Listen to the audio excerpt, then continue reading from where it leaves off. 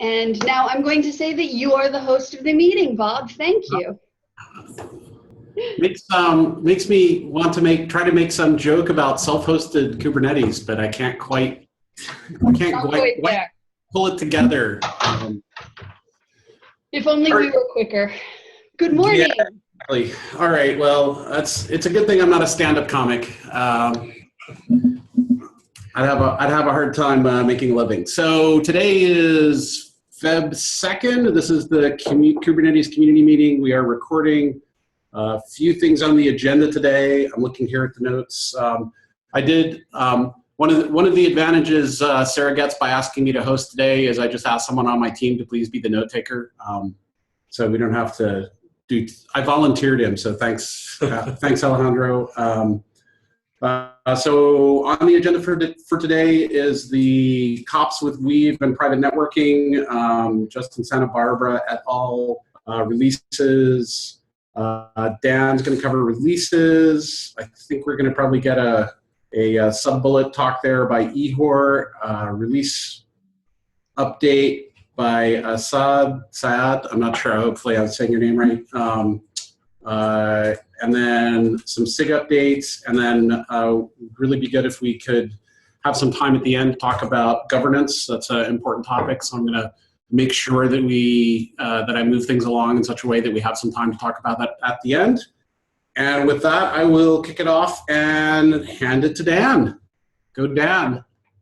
Good morning and good night, everyone. So yeah, let's just start from the top. So we did some changing to the release date schedule. After some discussion, we decided that we're comfortable with the current final release date, but we're basically just adding more detail to the current release schedule. And you can see that in the link document. We've already put out Alpha 1 on this 30th, on the Monday, and that went well. And so the next release will be Alpha 2, and you can if anyone has any comments on the schedule or anything they want to change.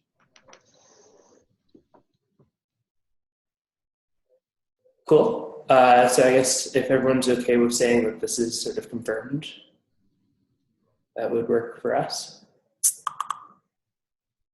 Cool. All right, let's say it's confirmed. So we put out Alpha 1, everything went well with that. So while we are comfortable with the current release date, there's a couple of things that we just want to keep in mind in order to make it so that it is more likely we'll be able to make it. So this is a set of sort of status checks that these are things that we totally have confidence that we'll be able to do right.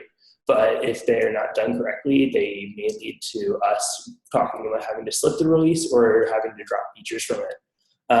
So the first thing is actually filling in the release team. We're still 3 members short of what we said that we would have. So I would like to set a date that by this point this is a concerning thing, that if we haven't filled this out. I'm not too, whether it's somewhere near code freeze, I don't care too much about what the specific date is, but I'd like to have a date where we really, if we haven't filled it in by then, that should be a major priority that we need to address.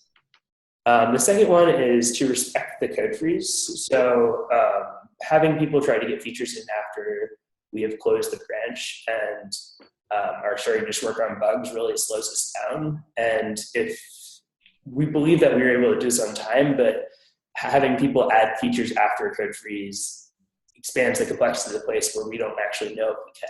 So that is definitely a flag. This is a project that I've been working on a little bit.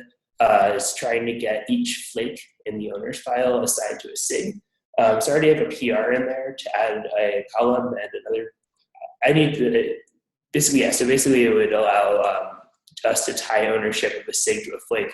And I'm suggesting that we have sort of targets for each SIG where they need to eliminate 2/3 of those PRs. We don't have I'm hopefully just trying to run it later today and hopefully we'll have some of those numbers. So we can't actually say what those numbers are per SIG, but the idea is we did with the expectation that 2/3 of P0 flakes are eliminated by the time of code freeze. And again, these status checks aren't we won't make the release. It's just they're concerning things that we should be talking about. It's more just sort of keep us aware of the things that might actually make the release slip. The next thing is upgrade tests are expected to be passing by code freeze, and the same thing with version skew tests. And so part of the discussion that happened around this, like talking about changing the schedule, was that the way that we avoid having a release slip is when we come close to it, we drop features and just release. So obviously this is an ongoing discussion and we can keep talking about that, but that is the current strategy that we talked about for actually being able to really say that we'll be able to make this release at the current time.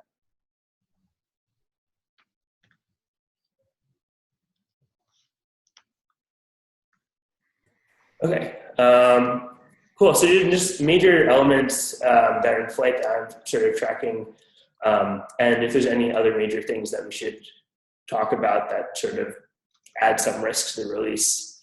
So the first one is etcd3 being enabled by default 1.6.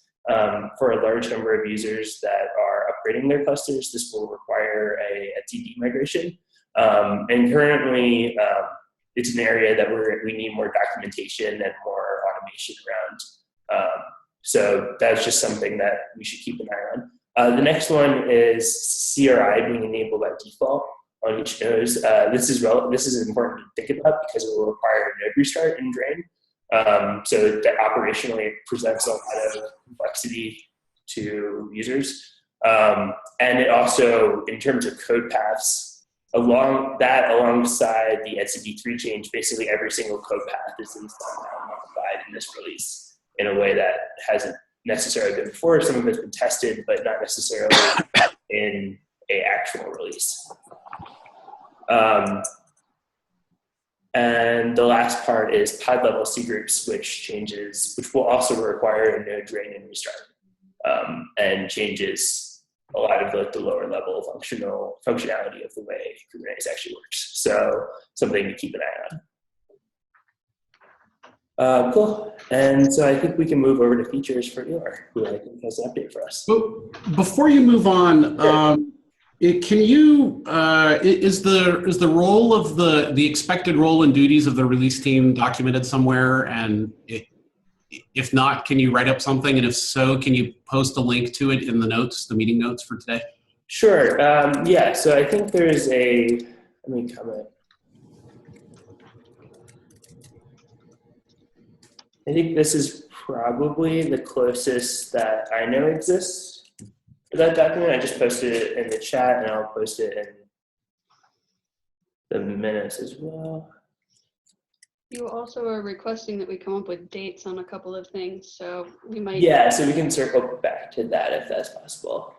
But the biggest thing that I was sort of told by previous release stars is it's the job of the release team to ensure that releases go out on time and are of high quality. And those are the two things that we should be thinking about. So yeah, that's my general understanding of how I'm doing this, but I'm totally welcome to new interpretations. And if we want to put more formal guidance, I'm totally welcome to that. Are you going to establish the TBD date by which this becomes a really serious, critical, release threatening? I'm hoping that as we can right now circle back maybe at the end of this discussion, or we can do it right now if we want. And just there's two TBDs that need to be determined. The first is the release date, the team actually getting filled, and the second is setting that target for SIGs. And I'm okay with, we can put off that, we can wait until we actually have numbers on how many SIGs are getting assigned per flake, or yeah, totally right. But yeah. Okay, I think we can hand it to Eeyore then. Sure, yeah, and then at the end of the 1.6, we can go and sort of get that date then. Okay, great. Yeah, thanks, Dan. So I have a brief update. We have 42 features targeted in 1.6 release, and as we have agreed previously that this release will be like the stabilization release mode, most of the features are targeted in stable beta stage. And also it's a good time for the feature owners to start working on the documentation if you haven't yet, and like improving documentation if you have existing documentation, and preparing the release notes for the release. mostly all from me. Any questions? There are some, by the way, there's some chat relevant to the previous discussion. Since we're going to circle back to it, I think I'll just put someone please remind me if I haven't to go back and revisit some of the comments. Dan, perhaps. Sad? I think the floor is yours. Cool. So 1.53 is scheduled to go out on Friday of next week, February 10th. We're hoping to get any cherry picks in by Wednesday. If you have any cherry picks for the 1.5 branch, go ahead and assign them to me, and I'll make sure that they get merged in time. That's it for 1.5. I don't know if Jess is here for 1.4. She's behind the camera. She's hidden. Keep coming this way. Hey, Jess. Yeah, 1.4 we're gonna release the same day as 1.5. So if you have any cherry picks to get in before that, you can ping me on them. That's about it. 1.4. Oops, volume. There we go. All right, I think.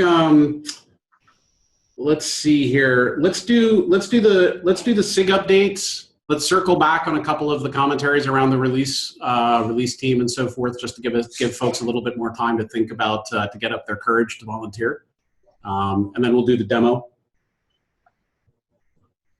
SIG updates. Paul, you up? Hello, everybody. The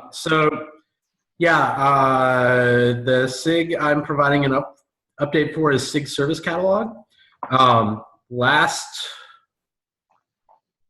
week before last, we had a really great face-to-face, our second face-to-face for the SIG in Boulder, Colorado. We're working on some remaining design issues for our MVP milestone. And what the TLDR of the MVP milestone scope is that we have a separate API server with the Service Catalog API and integration with the Open Service Broker API. For those of you that aren't aware, Open Service Broker API is the next generation of what started out originally as Cloud Foundry's Service Broker API. And what a Service Broker is something that allows you to provision new instances of services and bind to them in your applications.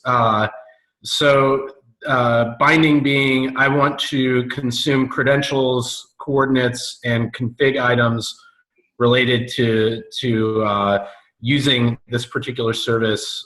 As an example, say it's like a Postgres database. So we have the API server working now, which I want to give a shout out to Morgan Bauer at IBM and Jeff Peeler at Red Hat, who did a lot of jumping hurdles in the dark to get to that point. Good job, guys. You can go check out the both a third-party resource-based prototype and start playing with our API server at Kubernetes Incubator/Service Catalog. And that's pretty much my update. Thank you. So quick question, is this going to stay a third-party resource?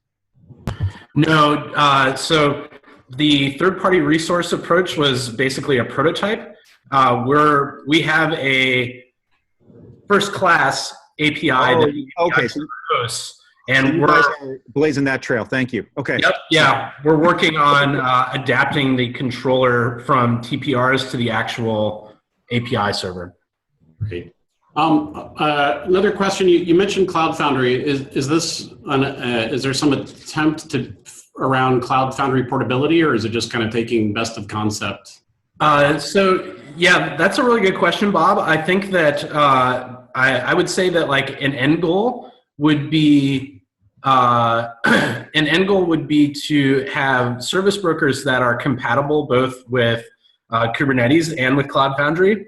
I know that there are there are potentially other platforms that might want to use it, but I would say that that probably having multiple consuming platforms is like a pretty significant cultural shift for broker implementers.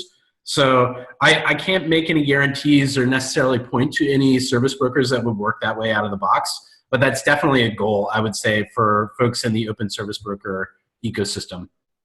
Yeah, I agree that that is a goal. One challenge with the current Cloud Foundry service broker API as a starting point is that it's deficient in a number of areas. It's not actually possible to do some of the things that we need to be able to do, like to differentiate some of the binding information between the service coordinates, the credentials, and additional client configuration. And that's a desirable improvement. Also, the parameters that need to be provided to various service broker calls are not discoverable, and that's a big inhibitor as well. So that API needs to be evolved. Hopefully Cloud Foundry and other orchestrators will adopt extensions, and that's being driven through the open service broker effort. Yeah, in fact, those two gaps that Brian has just pointed out right now are both things that that we have proposals in progress for on the Open Service Broker API working group. So we're hoping that we can close those gaps pretty rapidly because they're important for us in Kubernetes, at least like the binding credential differentiation of like what is the type of a particular piece of data, but more so like in general the parameters thing is generally desirable. Does that answer your question, Bob? That was great. Thank you. And I just also want to say that this is going to be a huge boon to Kubernetes users, to microservice developers, and to others. It's a big gap that has been missing. Borg has wanted this for a long time, actually, and it was never developed there. It's going to facilitate portability from dev to prod environments and all kinds of goodness. All right. Great. Thank you very much. SIG Big Data, Anirudh? Are you here? Yep, I'm here. So I just wanted to talk about SIG data. Your audio is really rough. Can you change your mic? Is it still bad? Oh, much better. Okay. So about SIG Big Data, we just had our first big meeting yesterday. It was really successful. We had about 10 attendees. Currently, we're focusing on Apache Spark integration in our fork of Spark and going towards alpha. And we also had some talking about TensorFlow, Flink, and support for other HDFS and so on. So I just wanted to say, anyone who has an interest in SIG Big Data, check out our Slack channel and come join our meetings on Wednesdays at 10 a.m. The resurrection of SIG Big Data. Right. I'd say that your audio is sufficiently tough to hear that if you want to add a couple of notes into the meeting, that would be. Okay, I'll do that. Sorry. Thank you. Okay, I think we're back to Dan for a moment on. Yeah, so just maybe for the first one, just proposing a date, I would say maybe 2 weeks before code freeze. Totally can change that. I'm just throwing it out there. So the 13th of February is a Monday. I think if this is the date that we are raising alarms, that having a full week after we raise alarms is probably not a bad thing. We could also move it back to the Thursday before that, and that puts us at a community meeting again, and we can start at least, rallying here. Oh yeah, let's time with the community meeting. I think that makes sense. I think using the community meeting as a rallying point when our hands are poised on the big red handle is a good idea. Okay, 2/9. Yeah, and I'd just like to add that even though that's the date, it's worth everyone thinking about the fact that this is going to be something we need to allocate headcount for, and be aware when you're thinking about the other things that are going into this release. And from across the project, the more people we can get involved across different companies, the more we distribute the chopping wood and carrying water of the project.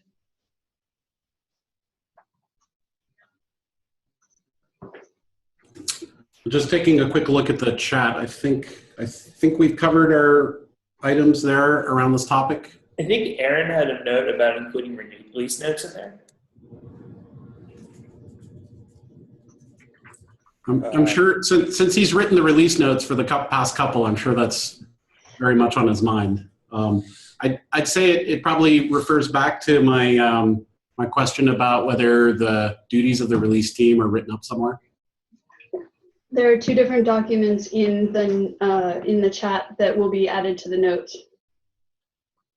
And actually, all of the links to the roles that are unfilled actually link to their section in that document about roughly describing their role. So you can click on that. That is in the notes currently. Aha, so you can say, this one is unfilled. Can I help fill it by reading it? Awesome. Yes, by clicking the link. Great. All right. If there's nothing more on this, I'm going to move to our demo. So are we okay with adding release notes? Aaron suggested 2 weeks. Let's hear a note about it being a Monday. Are we okay with adding release notes as a status check? I think it's worth it. Okay. I think that's a great status check. Yeah. Okay, so do we want to do it not on 2/13? Sarah, you might get a concern about that. Any other dates that might make sense? We could put it on 2/9, same as the other. I think, why don't we cover it all together, 2/9? Cool. Yep. Works for me. All right. I think we can do the demo now. Justin, awesome. Thank you. Good morning or afternoon. Yeah, so I think you can see my screen, I hope. I just wanted to run through some of the new features that we've added in Kops 150, which we just released as beta 2 this week. The intention is that I'm going to go through some features that hopefully are relevant to everyone, whether you're using Kops or AWS or not. Even if you are misguided enough to have some other preference, which is acceptable, then hopefully some of it will still be relevant. So I'm going to start quickly by running a command that basically jumps to the conclusion, because it uses one of our new, one of the newish AWS services, which takes a while to spin up. So I'm going to just start that going while I then, okay. So we are creating a cluster with all sorts of fancy features, which we're then going to describe. And it is going to preview a ridiculous number of changes that are going to happen because it is a very complicated cluster. So those are the AWS objects we are creating. There's too many even to page through. So, and I'm just going to get this going with a quick, I'm going to say, go ahead and do that. All right. So while that runs, let's talk about what that did. So we added a lot of new features, but the sort of 2 really big headline features are support for overlay networks and for private topologies. They're Kubernetes features that are very important for everyone. So overlay networks, we have support for overlay networks from Weave, Calico, Copio networking, and we have a bring your own option for any CNI plugin that you want. We have support for Flannel and Romano that are coming in progress. It turns out that on AWS, it's particularly important because the default networking mode that, sorry, that's this one. The default networking mode that shipped with Kubernetes prior to CNI was VPC routing, and it has a limit on AWS of about 50 or 100 nodes if you raise your limit.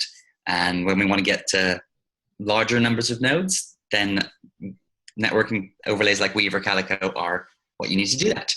Even if you're not running on AWS, it's great because some of them can do encryption, for example, which can be handy if you have to do encryption on the wire. It also enables our other big headline feature, which is private topologies. And I think actually that we're lucky enough to have the author of the private topology feature on the call today, Chris Nova. So I don't know if you can speak and jump in and tell us a little bit more about it. Sure.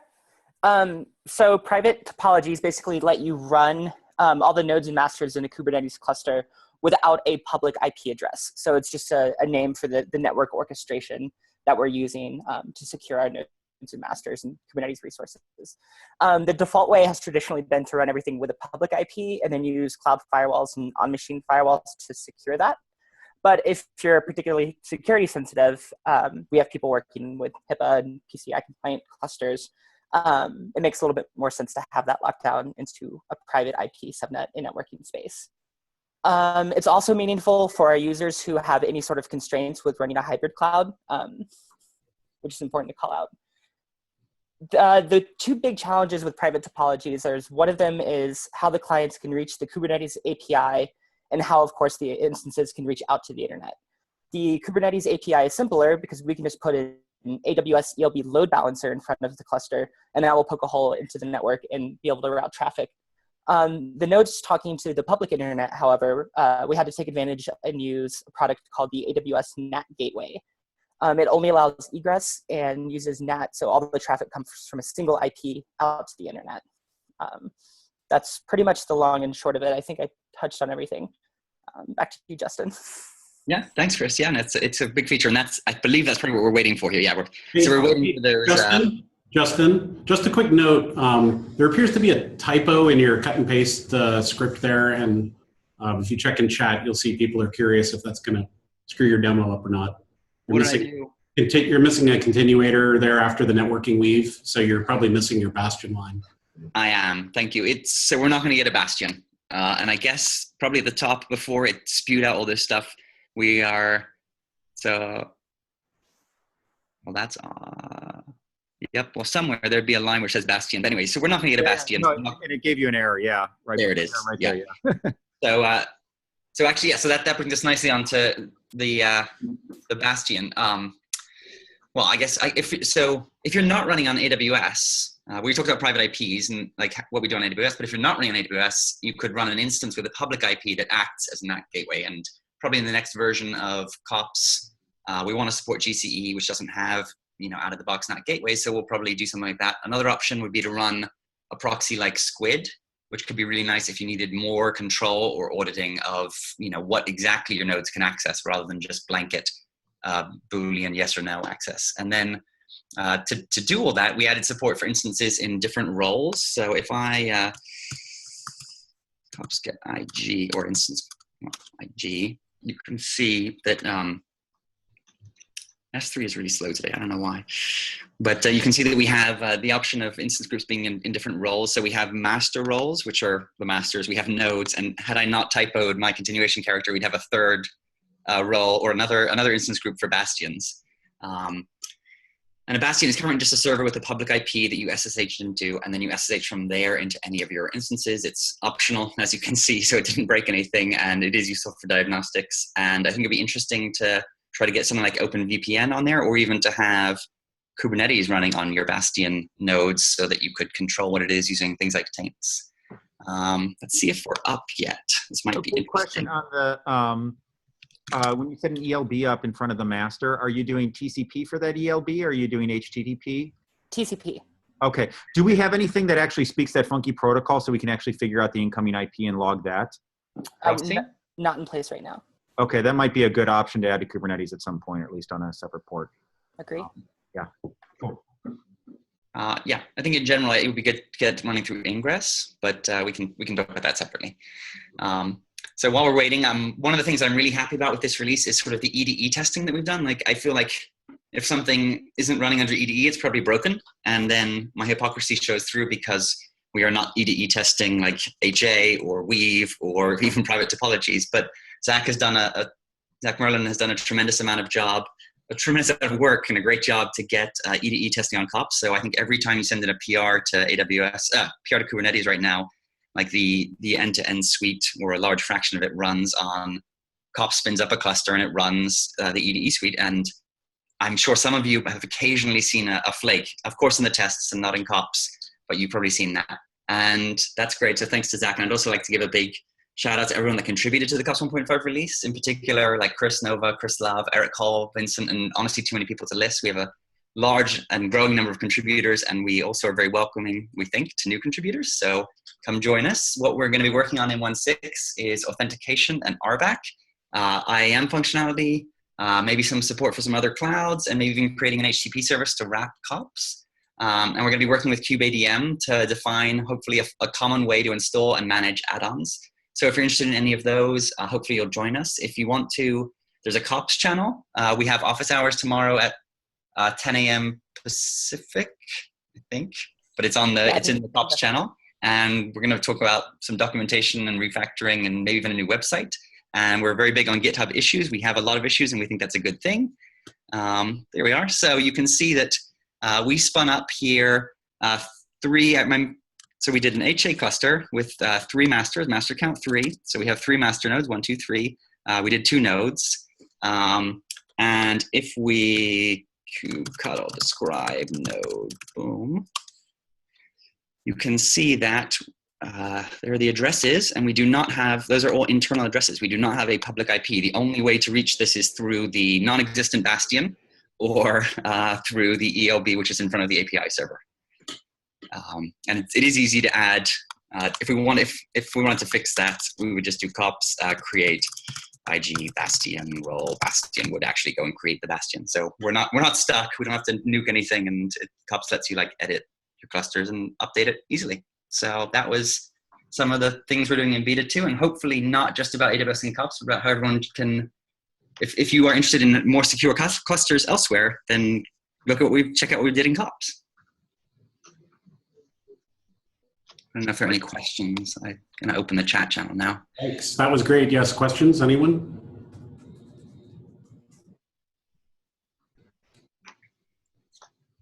Well, I'm sure I'll see you all tomorrow. Office hours are 10 a.m. Pacific tomorrow, and they're every 2 weeks. They're sort of in the same slot as SIG AWS, but in the alternating weeks. Great. Thanks very much. All right, we're going to move on to a really short topic that I'm sure will have not many people will have anything to say on it. So I'm sure we'll end up ending early today. So that's our governance discussion. So there is the governance MD, the Brian Grant document, which, as the notes here say, I think is the how some things operate on the project today. There's been I'll say some very good debate on the higher level project governance. I made a proposal about 3 branches. Someone has pointed out that what this really is kind of a call for a constitution. So I think this is a really critical item for the project.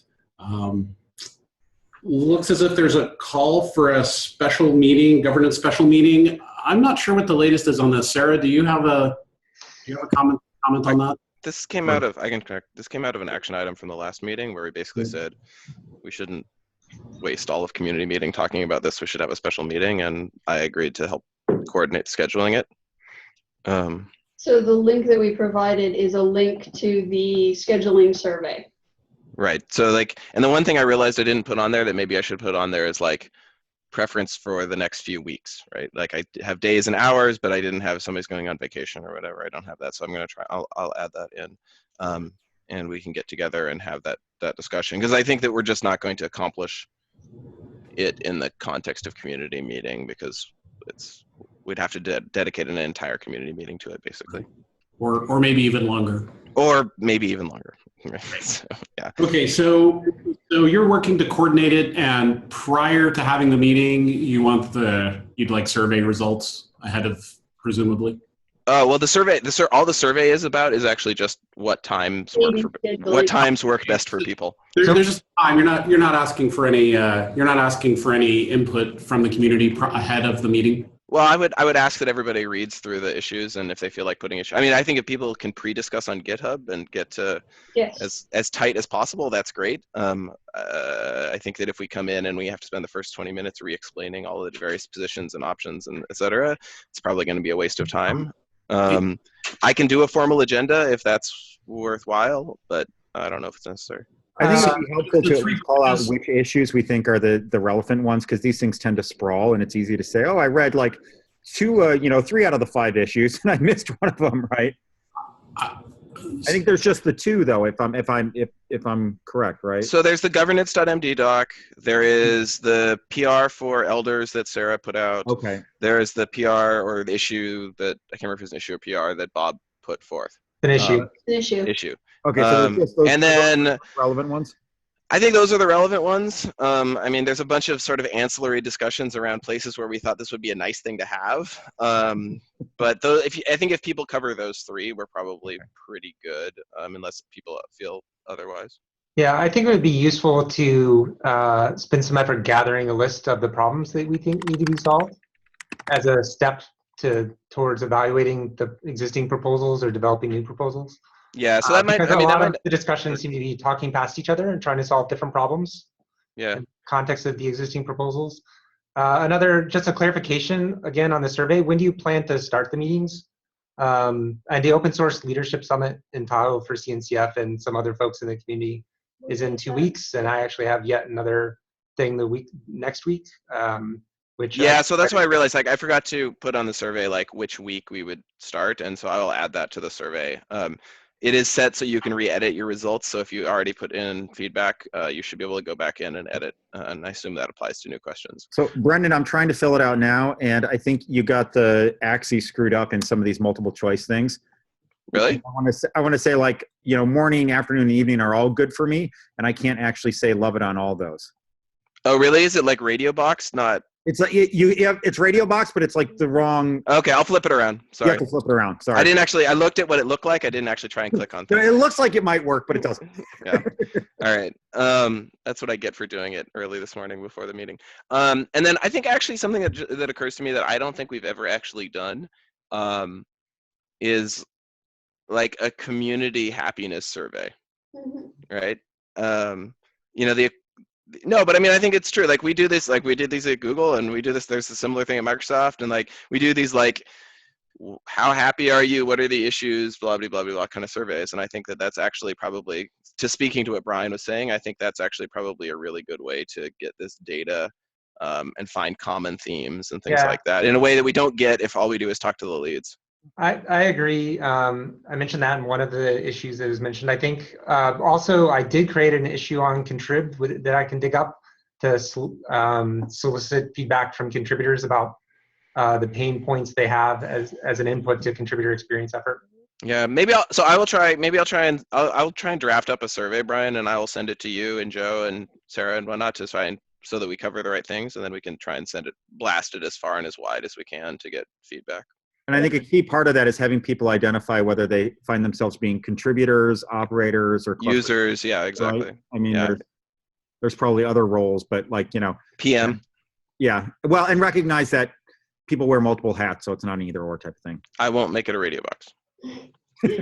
So to Brendan's point, and really all of this discussion, I would love to say that we need to hear from more people more broadly in the community, because we are getting all the usual voices, and you don't have to be a community, a project founder and or community lead voice in order to give us suggestions on this and add to the conversation in GitHub on all of this, or even attend the governance meetings, because we really want to figure out what works for everybody.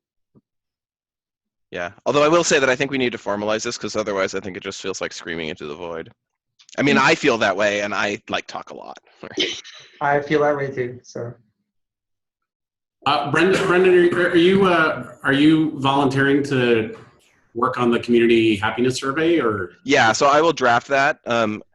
I'll put it onto Kubernetes dev announce, I guess, or Kubernetes announce. I don't actually feel like Kubernetes dev announce has gotten much love, so I've been kind of cross posting, and I'll continue to cross post, and we can iterate from there. Like, I'll put it out there as a candidate, not as something people should fill out, but as something people should comment about the questions.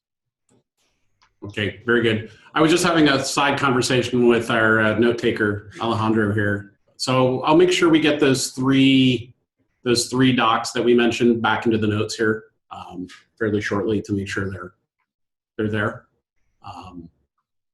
And I just dropped the issue that Brian was talking about in Contribex into the chat as well. Great. All right, with that, I think there's one more I wanted to bring up, and I guess I would take some input as to whether we think this should be deferred to that meeting or something that we want to try to move ahead of that, which is a proposal to promote the PM group to a SIG.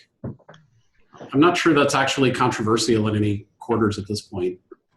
So let me give you an example of why I made it different, because we have Kubernetes Dev, which is not a SIG. We have Kubernetes PM, which is not a SIG. So when I was establishing special interest groups and made Kubernetes PM initially not one, the idea in my head was to have special interest groups align with technologies, whereas PM was across the whole of the project.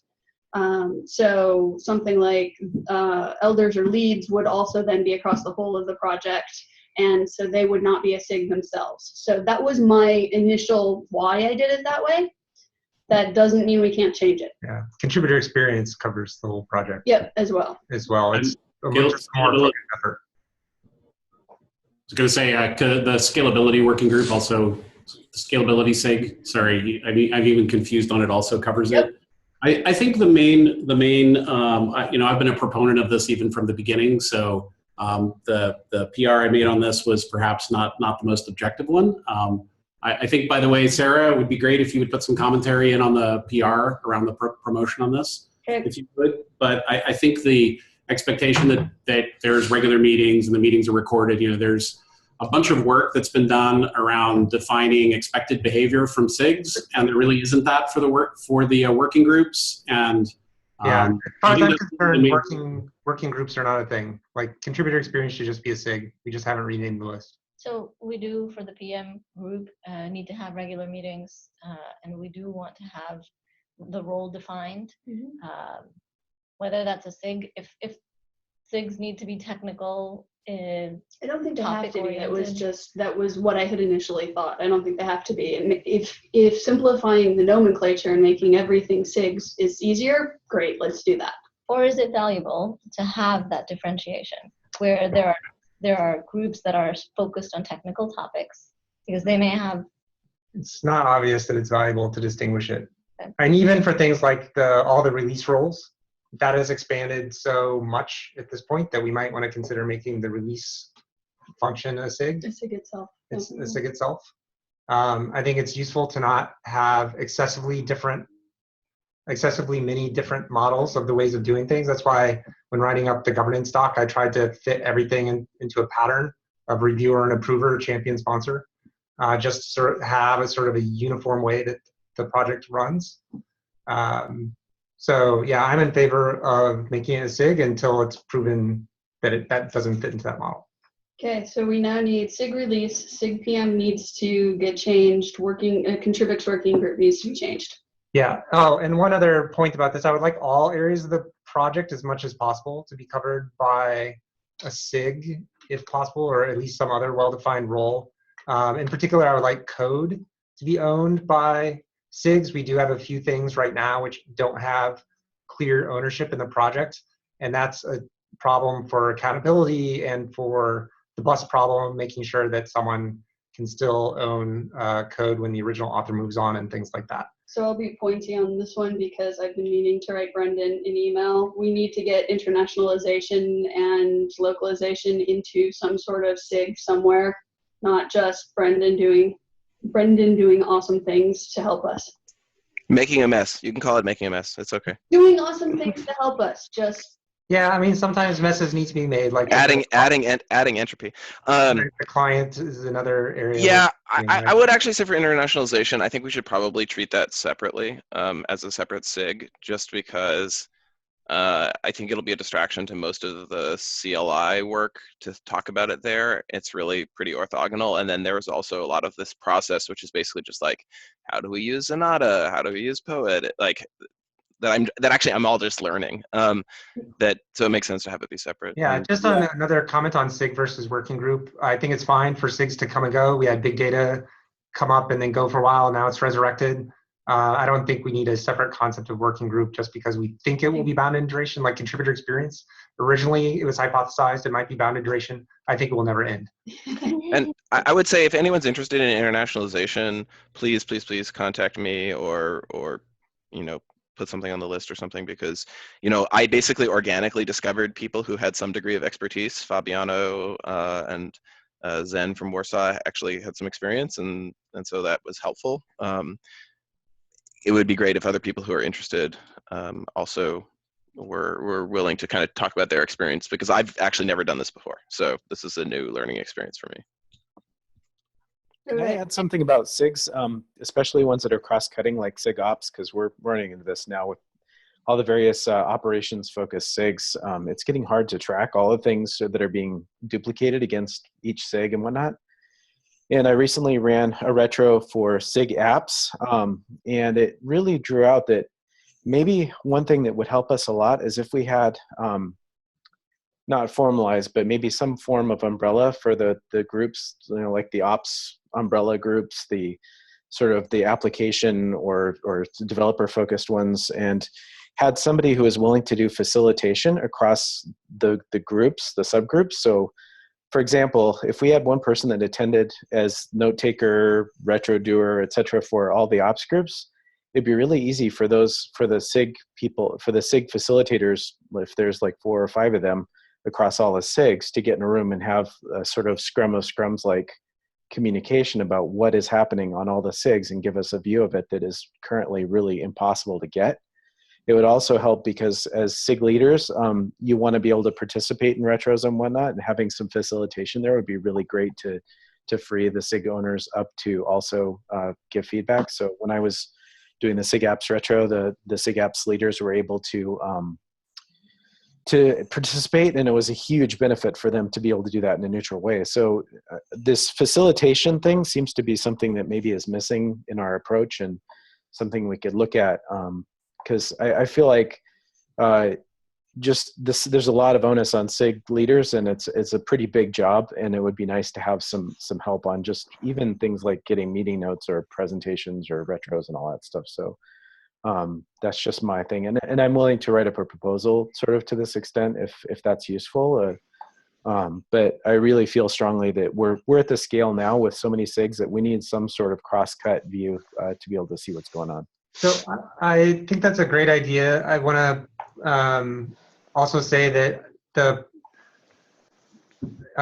effort to split the different GitHub notifications into different channels, for example, differentiating bugs from design proposals, which is a standard strategy used by pretty much every team I've been on at every company, is an effort to try to enable this kind of visibility across the SIGs. There are definitely cases like across the ops groups or across different apps related SIGs, or overlapping efforts such as internationalization and CLI, where people need to track what's going on in multiple SIGs, but not like every little individual bug or test failure, but just the significant things that are going on.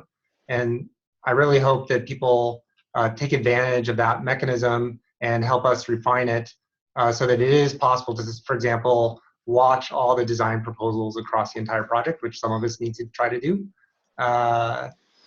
in addition to more active facilitation. So I would actually ask Jason if you and Caleb can get together and see if there's a way to integrate your idea with what the PM group is asking for representatives from the SIGs, because Caleb had a good idea that might be a way to handle this as well. So maybe you two can pull together some sort of proposal, or find out that that's not it at all and just move on. Yeah, I'd love to do it. So I'll take that as an action item for the next meeting. Thanks. All right, I think let's.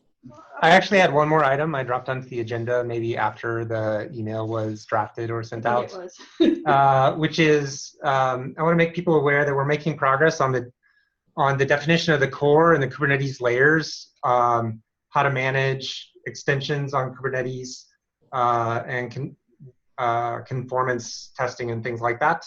It's a working doc. Your comments are welcome. If you want to help on some section, just let me know, and we can either spawn it off into a separate document, or I can give you access. So far, it's mostly been me and Tim that have been drafting text, although we did get useful comments from Clayton and Brandon and a few others.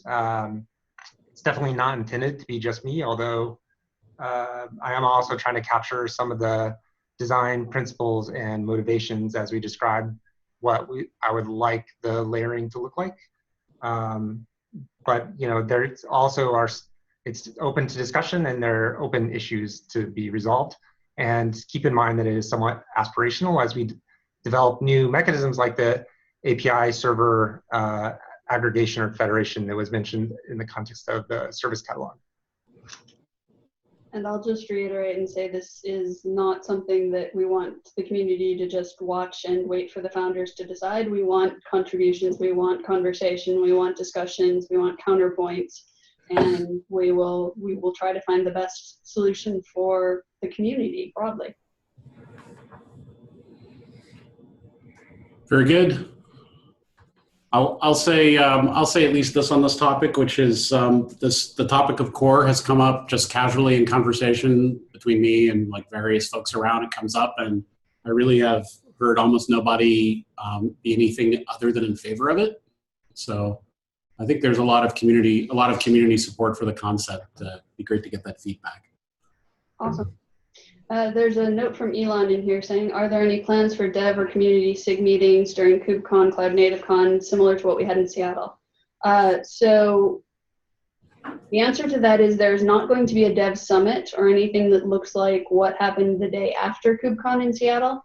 I'm happy to help facilitate people who want to have SIG meetings there, if there are any SIGs that want to have meetings there, but I was not planning anything formal and project cross-cutting.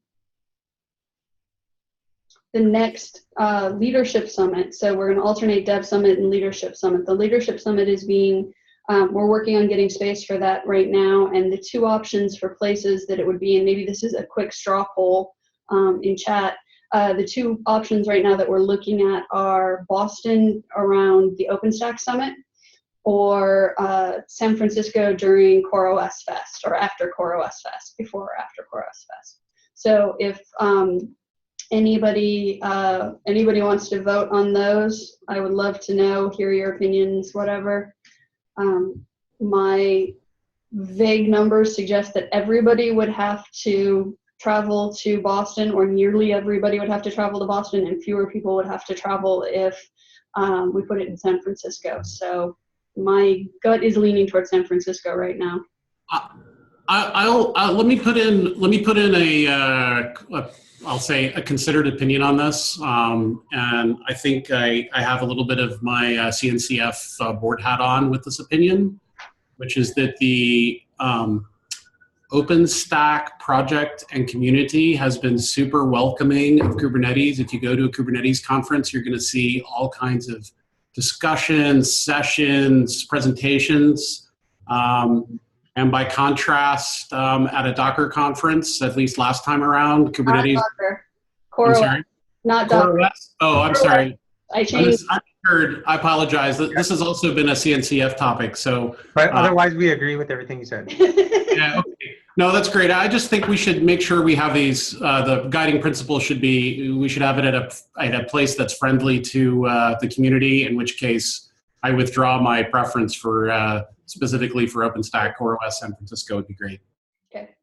So OSCON, Rob mentioned something here. OSCON. I mean, OSCON's obviously been friendly. So I just think we need to have the venue at a place that's opening and welcoming to the Kubernetes community overall. So OSCON is the same week as OpenStack Summit, which makes it really complicated for people to buy locate, because a lot of people are going to be going to OpenStack Summit. CoreOS Fest is the weekend between, somebody correct me if I'm wrong, May and June. Right. Is that Or sorry, the week that covers both. So it's Memorial Day week. Memorial Day? Okay. So I don't remember off the top of my head what the dates are for OSCON and OpenStack Summit, but OpenStack Summit begins on May 8th, so this is the week of May 8th. Okay. Right. Yeah, I guess I'll make one more comment on this, which is despite the travel inconvenience, I do think that maybe the OpenStack has been, we even have an OpenStack SIG, that it would be great to try to build more connections to that community where we can. So there is also an opportunity for Kubernetes to host a full day session or a full day set of sessions track at OpenStack Summit. We've been asked to have a dev room there. So if people are interested in participating in that, please reach out to me. Great. Thank you. Any further announcements before we close it up here? We've only got 5 minutes left in any case. All right, I think it's a wrap.